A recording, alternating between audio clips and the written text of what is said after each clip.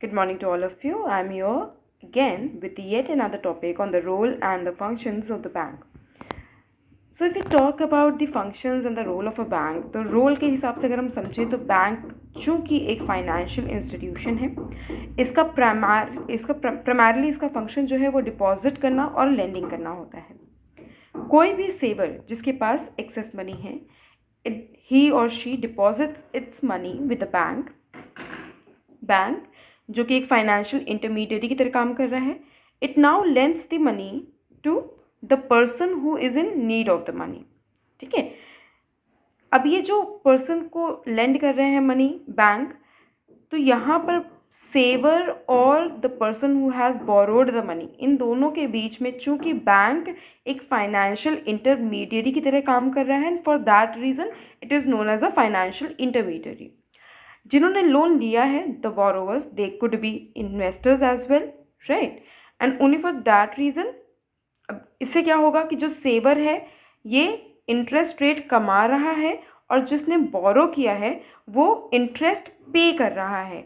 तो कुल मिला के बैंक एक तरह का मीडिएटर है, मीडिएटर है जो क्या फैसिलिटेट कर रहा है, किसी एक क्लास ऑफ पर्सन को पैसे कमाने में मदद कर रहा है और दूसरे को अपनी ज़रूरतें फुलफ़िल करनी है, बट उसने जो लोन लिया है बैंक से उस पर वो इंटरेस्ट पे कर रहा है। So you might be well aware of this concept कि जो सेवर, कोई भी ऐसा व्यक्ति जो ऑब्वियसली पैसे ज़्यादा कमा रहा है तो बैंक में अपने डिपॉजिट्स बनाते जाता है, एंड बैंक चूँकि वो उसका खुद का कुछ पैसा नहीं होता है तो बैंक क्या करती है, उन्हीं डिपॉजिट्स के थ्रू उन लोगों को लोन प्रोवाइड करती है जो नीड में होते हैं, right, and accordingly this whole cycle goes on.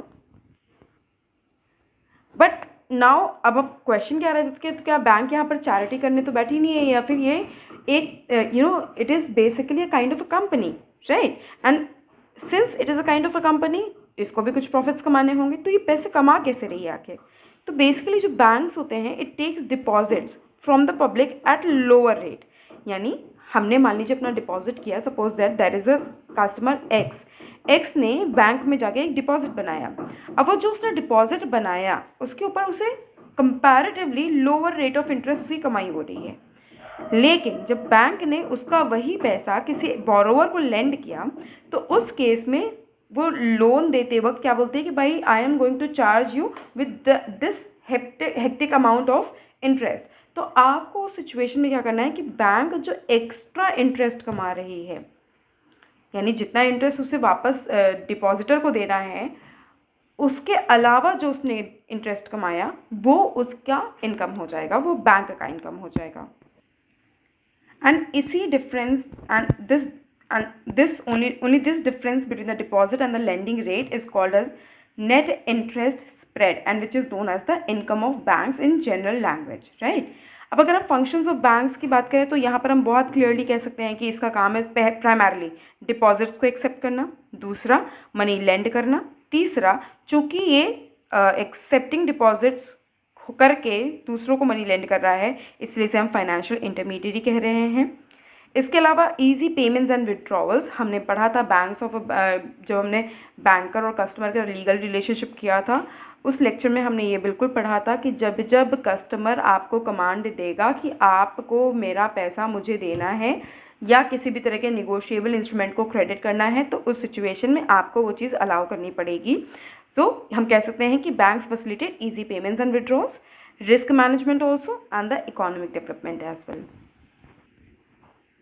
Just 5 minutes back we were talking about कि how this bank is known as a financial intermediary. Exactly the same process has been put down on the paper by me हो कि जब भी bank जो है वो funds लेती है डिपॉजिटर से प्लस उसको लेंड करती है बोरोवर्स को, and that is the reason it is known as a financial intermediary. But वो फाइनेंशियल इंटरमीडिएरी होते हुए इकोनॉमिक ग्रोथ को प्रमोट करती है, and by doing that it transforms the assets into liabilities, and for that reason it is known as a risk mitigator। चूँकि अभी हमने functions के अंदर देखा कि risk management भी उसका एक काम है, और for that reason it is known as a risk mitigator too। Now when we talk about the functions of the bank, तो हम उन्हें प्राइमरी और सेकेंडरी फंक्शंस के अंदर क्लासीफाई कर सकते हैं। उसके प्राइमरी फंक्शंस के अंदर आता है डिपॉजिट्स को एक्सेप्ट करना या लोन्स और एडवांसेस को ग्रांट करना। सेकेंडरी फंक्शंस की अगर हम बात करें तो यहाँ पर एजेंसी और यूटिलिटी के अंदर हम क्लासिफिकेशन क्रिएट कर सकते हैं। एजेंसी फंक्शन जैसे ट्रांसफ़र करना फंड्स का, चेक्स का कलेक्शन यानी एनआई को क्लियर करना। यूटिलिटी फंक्शंस की अगर बात करें तो utility function is somewhat related to the social development. तो यहाँ पर वो लॉकर फैसिलिटीज़ प्रोवाइड कर रहे हैं, फॉरेन एक्सचेंज को प्रमोट कर रहे हैं, डीमैट अकाउंट्स खोल रहे हैं। तो ये सारी चीज़ें कहलाती हैं utility functions of a bank. And with this we conclude the whole chapter of the role and the functions of the bank.